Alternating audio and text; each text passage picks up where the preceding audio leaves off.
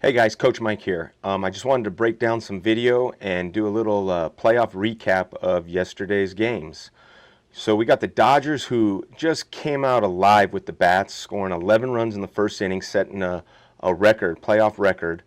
Um, just the bats came alive, but there's a couple things I want to touch bases on. One, I mean, it got the Dodgers back in the series. They got Kershaw going tonight. Um, this is probably going to be the most important game Kershaw's pitched in his career. He's always gotten a bad rap of not coming through in the playoffs. I don't believe so. I think like I said, I think he gets a bad rap on that. I think he's going to be on point.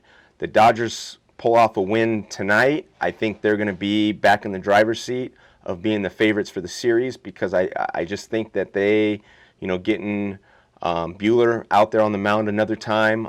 I just think their bats, if they stay alive like they did yesterday, are going to be outstanding. But right here, it started off on this very first pitch of the game yesterday. I wanted to show you a play at first base with Freddie Freeman. I mean, he's been absolutely raking. I mean, hitting home runs, just having MVP year this year.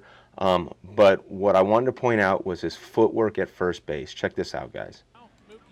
Will try to get it going for the Dodgers here tonight. He jumps on the first pitch, grounds to third. That's a fair ball. Tough play, and got him. And that's all Freddie Freeman.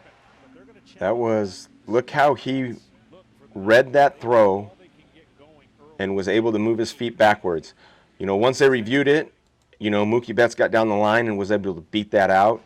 But a lot of first basemen, they'll sit there and they'll kind of maybe stretch a little too soon. And then when they see that throw up, they're going to kind of jump where it's going to take them off the bag anyways, and they don't want that throw to, get past them and let the runner get to second base. Freddie Freeman saw that throw high out of the hand, and he was able to shuffle his feet and stretch backwards to be able to try to make that play to where at first he was called out until they overturned it on the replay. But outstanding. Freddie Freeman is outstanding at first base, and his footwork on that play was unbelievable. So I wanted to point that out. The next one here, we've got a controversial play that took place, and people started going crazy. And it was with we got first and third with 2 outs and Turner up. Check this out. runners on at first and third, and now a run will score as that gets away from Darno. And going all the way to third as Darno did. So right away on this play, that umpire has a hard time tracking that ball. All umpires, they're not going to see that on the back foot. So right away, he ruled it. He thought it was a wild pitch, so that's why the runners were advancing. He didn't realize it hit his foot. When the Braves challenged that as a hit by pitch, that is challengeable. So they were able to see that the ball actually did hit his foot. Now, once you see the replay, you see Turner stick his foot out to get hit with that ball. His back foot is coming out of the batter's box and getting hit with that pitch. They can't, now that the umpire sees the replay, he's going to see that his foot is coming out to get hit, but that's not a challengeable play. So there's no way that umpire can sit there and change it. You're going to see times when a hitter's up to bat and they stick their elbow out and get hit with a pitch, and the umpire keeps them in the batter's box, or if they stick their knee out on a breaking ball and they get their front knee hit, the umpire was going to rule it's a ball and keep the batter in the batter's box. So if he was able to see that right away, he would have ruled it that it would just be a ball and the runners still have to stay at first and third. But because the Braves, it was ruled a wild pitch, and the Braves wanted to challenge the hit by pitch, in the replay, you saw that he did get hit with the pitch because he stuck his foot out and kind of kicked the ball. So therefore, it saved him a run for that wild pitch, but then gave him a hit batter to load the bases before Muncy hit that grand slam. So that's just kind of the ruling there. Everybody was going crazy because Turner stuck his foot out to get hit, but just remember that is not a reviewable play. It's going to go down for a judgment call in game time, in the speed of the game, and that play right there with that back foot getting hit is too hard for that umpire to see. He can't track that in. He can see the front part of the body, but once that ball gets down, the catcher's going to block a ball, he can't really see that back foot. So like I said, good luck for Kershaw. You know, I'm kind of pulling for him. I'd like to see him win a World Series. And same thing with Kenley Jansen, man. I think those guys get, you know, I don't think they get any love during the playoffs from Dodger fans and baseball fans in general. So from there, I wanted to the Astros, man. The Astros were able to scratch and claw and find a way to win a game yesterday, which is good. Don't count them out. With those veteran bats, they're hitting the ball hard. Tampa Bay's making great plays. You know, the percentages, they're going to start getting balls up out of the field for home runs. They're going to start finding holes. The Astros bats have been hitting the ball hard. They're going to find holes. They're going to start scoring more runs. Tampa Bay just cannot let them linger. They got to go and get that win as soon as possible, and they almost got it last night. They almost pulled an upset and come from behind win. But like I said, the Astros, they just hanging alive. But right now, Jose Altuve defensively is having a hard time.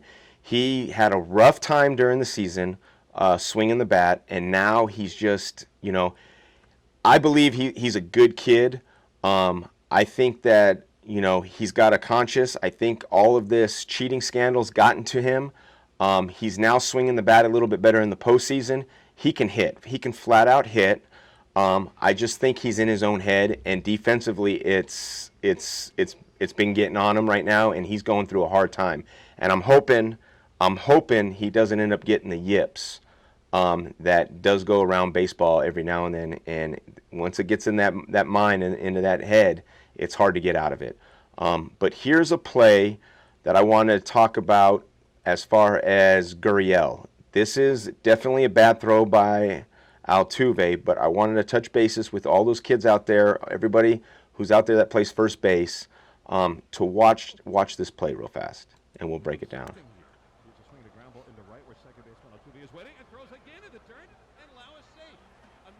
So right there.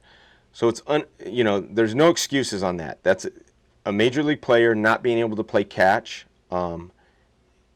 It's got to be a good throw. But for Gurriel, if you watch, he kind of gets down and he's using two hands. Number one, good first basemen will never use two hands. They will always use their glove hand, one hand. It frees them up. Gurriel's trying to field this throw like he's an infielder, using two hands and trying to get it in front. And what happens is he locks out his wrists, and he's got really, really stiff hands right here. When that throw comes, he just kind of handcuffs himself because he's trying to almost block it instead of picking it. You know, in order to pick it, he's getting down low.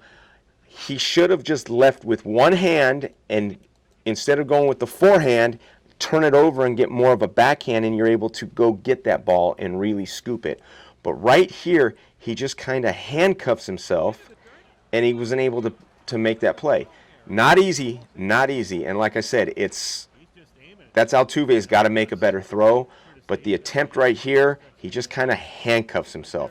And I have another example for you where we got a play back in 2016, and he was one of my favorite first basemen to watch. Great footwork, great hands, James Loney. And he's got one, it's coming from third base, but it's very similar where it's in between hop. Take a look at this.